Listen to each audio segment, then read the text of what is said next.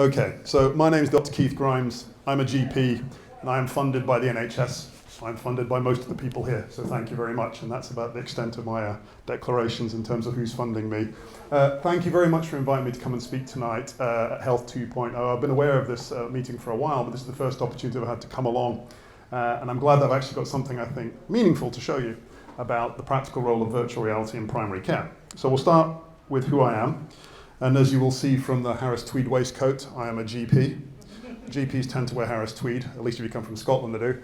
And I've been a general practitioner within the NHS since 2000. I've worked in Scotland, I've worked down here, I currently live in Seaford and work in Eastbourne. I've worked in most general practitioner environments in registered practice, out of hours and urgent care, prisons, and currently working in a walk-in centre where I have a registered patient population and I have walk-in patient population. So if any of you guys are in Eastbourne and you need to see a doctor, you can come and see me 8 till 8, 7 days a week, if I'm there.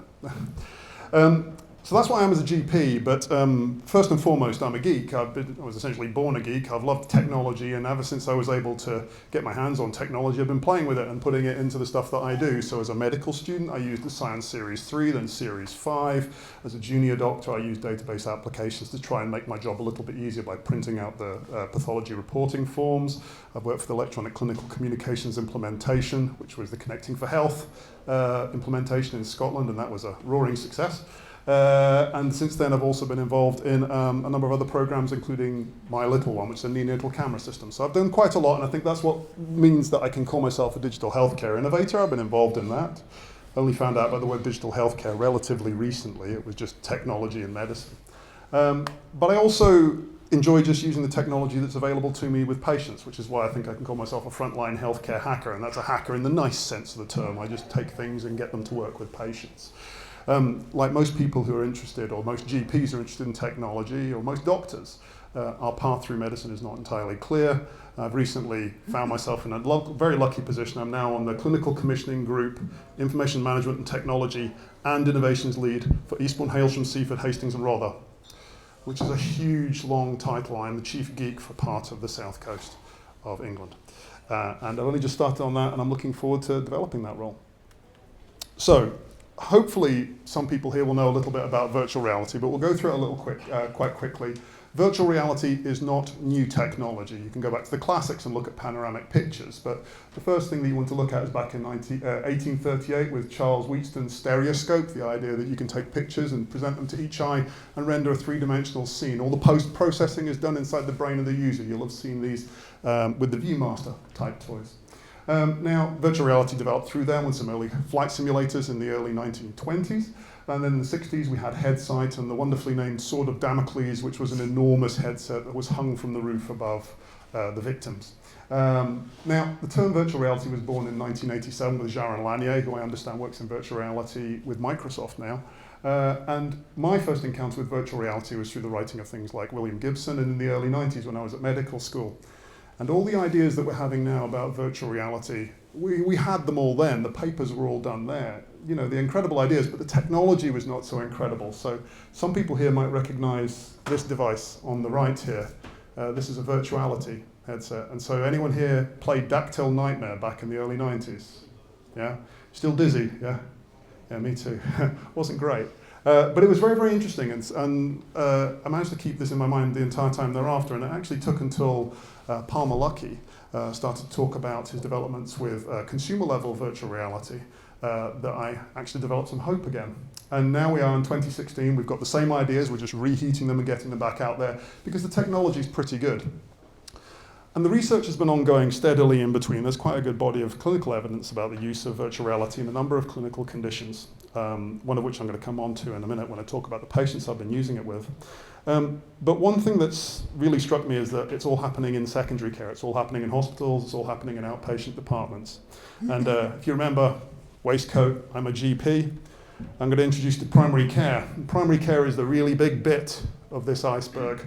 The sexy bit that everyone looks at, that's on TV, is the white bit. The hospitals, it's where all the money and the technology is spent. But most of it happens within primary care, the work of general practitioners, community nurses, and people in the community too. That's 90% of all NHS work. That's 340 million consultations per year in 2014. And the reason I tell you all this is because if you are working in digital healthcare, you're going to want to try and get involved with patients within primary care, because that's where you're going to make the biggest difference and potentially help people downstream before disease develops, or help them in caring for them afterwards. Now, general practice, of course, it's wonderful, but it's facing multiple challenges. We've got rising demand, we've got workforce issues that you'll all be aware of through recent junior doctors' strike, but there's also fomenting discomfort within general practice because pressures are very high there too. The complexity of the presentations that we see is increasing as people get older with more complex illnesses, and the cost of the treatment's rising, and the premises in which we operate, they're getting older, and they're less able to cope with things. So when you bear all of this in mind, you'll see why it's interesting to use virtual reality. And particularly virtual reality it is right now, because I brought my little headset here. This is the actual headset I use, and this is a Samsung Gear VR. Now, some of you may already own this, or one of these, or something very similar. And the reason it's nice to use it in primary care is because it's cheap and accessible. So, coming back to this, virtual reality has a lot of evidence that it can be used in a number of different clinical conditions. I was set on my path because one of my patients, who's a rugby player and was berating me about how badly Scotland seemed to do in the Six Nations, was telling me about his dressings on his legs. He was finding them very, very difficult to manage. And this was a prop row forward. He's huge. He's been beaten up, many times. And when he's telling me that he cries through his procedures, you've got to listen to him. And he was talking about something that might be able to distract him, and that set me off thinking about some of the things I knew about virtual reality. So to tell you a little bit about the evidence of virtual reality in acute pain, you have to know a little bit about pain. So if any of you have ever injured yourself, and I'm sure, again, everyone has done that, you'll know that one of the first ways you might treat it is that people might try and distract you from it. They'll entertain you or rub your arm or anything like that. And that's a very old technique.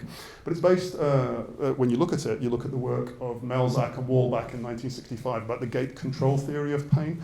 The idea is that pain signals moving from where the injury happens through to where they're perceived inside the brain pass through the spinal cord, and if you can interrupt it with more important signals higher up, you can actually distract away from the pain. And then the next piece of work that's useful to know is about McCall and Mallow back in 1984, and it's about the limited capacity for people to have attention to pain. You have to be able to concentrate on the pain to experience it. This is why your toothache is worse at night, not in the middle of the day. It's because you have all that spare processing power rattling around inside your head, and you're just going to focus on your tooth. The multiple resource theory is useful to know because at this point, it's not just that you can't put all attention into one big pot. The attention has different silos, different areas to do with visual processing, hearing processing, and so on. This is why virtual reality works quite well, because it engages in all those different areas. And virtual reality has actually been used with patients. Hoffman in 2000 did a case series of 2 patients where he used virtual reality to distract them while they were having their frequent dressings. Now he's gone on to produce a product called Snow World, with first-hand technology, which is commercially available and quite pricey. That involves you throwing snowballs at people. And then there's this cute little creature down here. It's not rendered up quite so well, but that's an otter. Is another piece of technology from Deepstream VR, who are well worth following on Twitter, actually. They do quite a lot of interesting research work. Allows people for acutely painful procedures to use this. Anyway, evidence for this. On to what I've been doing. I'll tell you about this anonymized patient. I'll tell you something about Mary, of course. In this particular case, Mary is the pseudonymous name of a 30-year-old lady who has only recently just had her first child, and she was having recurrent pilonidal abscesses. Now, for those non-medics out there, a pilonidal abscess is an infection in the skin just at the very bottom of the back and at the top end of the buttocks. And it used to be called Jeep bottom. It's extremely uncomfortable. And if you have the operation, when they lay it open, you have to allow it to heal up from inside, which involves frequent wound dressing and packing. And you can imagine a hole in the bottom of your back being packed with dressings is pretty uncomfortable. And this has to happen for quite some time while it heals up. I met Mary when she came in, and she was asking me about some stronger pain relief so she could tolerate having her dressings done. And I just recently come into possession of one of these. And I thought, why not? I just asked her. I said, we can try this. I know a little bit about virtual reality. Should we just give this a go? And she, to her credit, said, yes, why not? And so on the 9th of May, I got a chance to use it for the first time. And we did. Over the next week, over 5 sessions, she came in every day for her dressings, just as they were getting towards the end.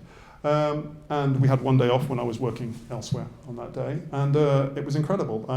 This is not a clinical trial, obviously. This is me using commercially available technology with the consent of one patient who is one of my registered patients.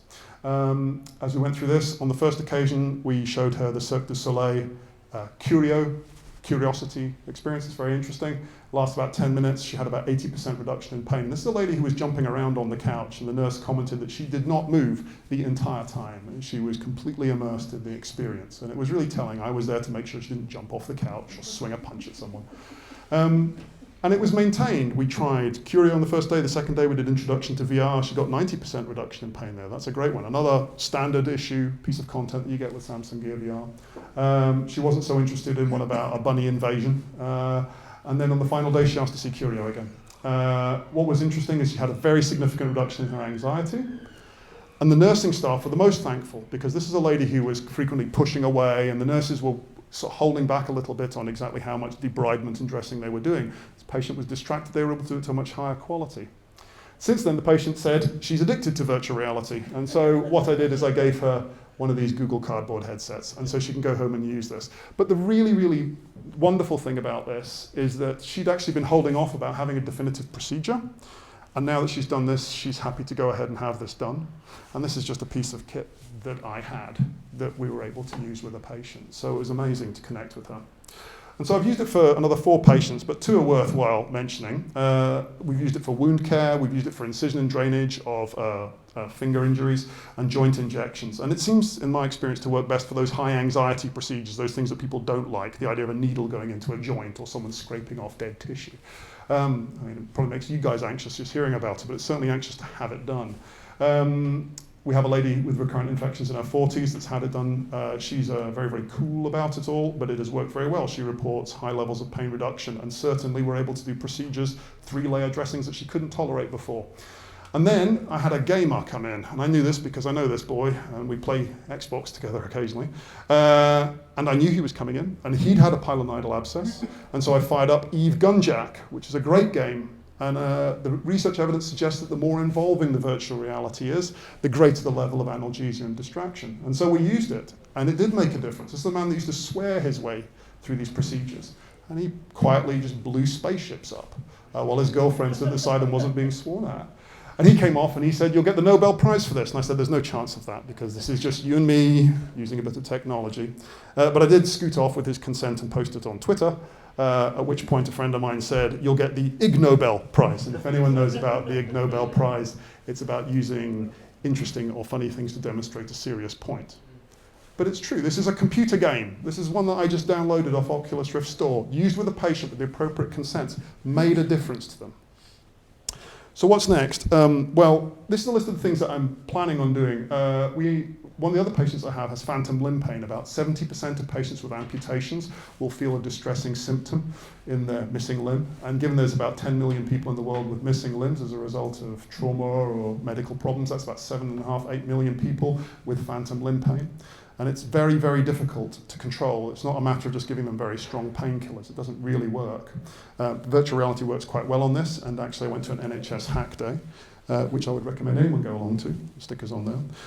And we did some work on that. It's on virtualanalgesia.net, our work. We're using it for social anxiety disorder. I've got a Ricoh Theta 360 camera, and we work in a railway station. My anxious patients don't like being in railway stations, so I just go out and I record this, and then we do it at a quiet time of day. We do it at a busy time of day. They pop on the headset and they can experience it in a controlled fashion and be taken through it. The needle-phobic patients. Cervical smears may get a late entry onto this. All the nurses said exactly the same thing. They said that this would be wonderful for distracting those ladies that were uncomfortable about having this done. And it's an important screening technique. For isolation, social VR apps like AltSpace VR, which is a little bit like Second Life. Frailty. You can travel the world with Street View, and we're entering into hopefully a study next year with the local hospice to bring some travel to people in their final days and some respite from some of the pain and anxiety that they feel. And then there's also remote therapy, shared virtual environments. This is kind of early doors as well. You maybe don't want to speak to a person who's got a headset right on their face, but there's maybe a mutual third environment that you can share as well. So that's something we'll be exploring too. Actually, I'm thinking of using Minecraft with one of my patients with autistic spectrum disorder.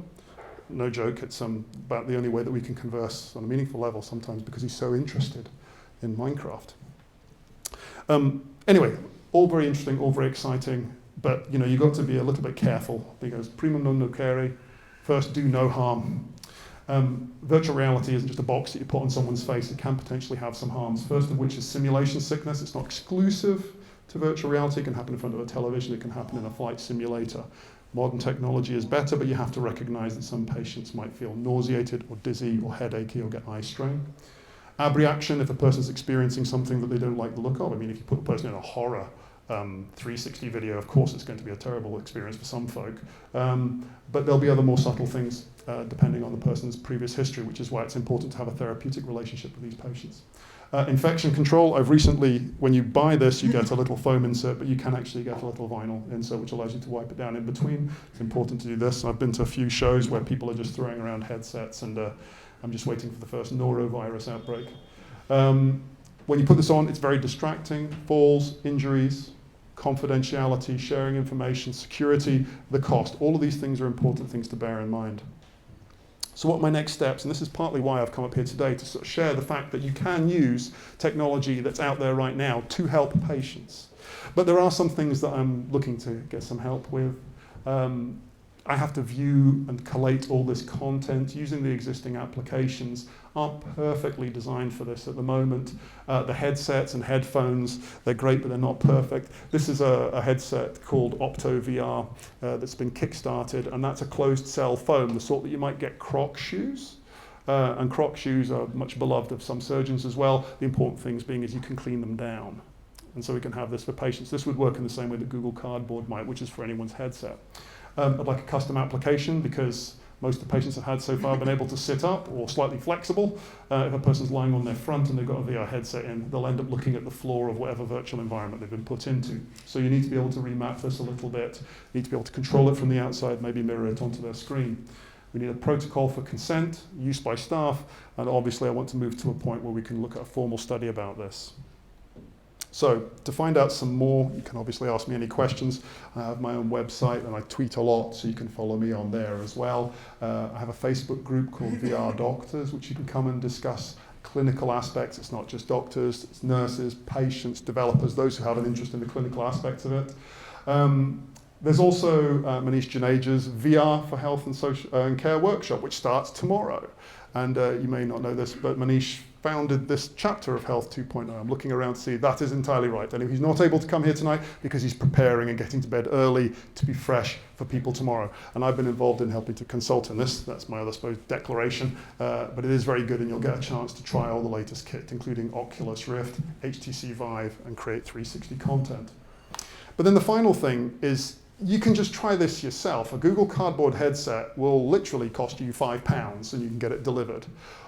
If you've got a phone, you can start consuming 360 content. And you can maybe, if you have a conversation with your doctor, or if you're a doctor, you can have a conversation with your patients, it would be worthwhile exploring doing, because you can actually deliver quite a lot of good quite quickly with a little bit of care. So that's my practical experience using virtual reality in primary care. Thank you very much.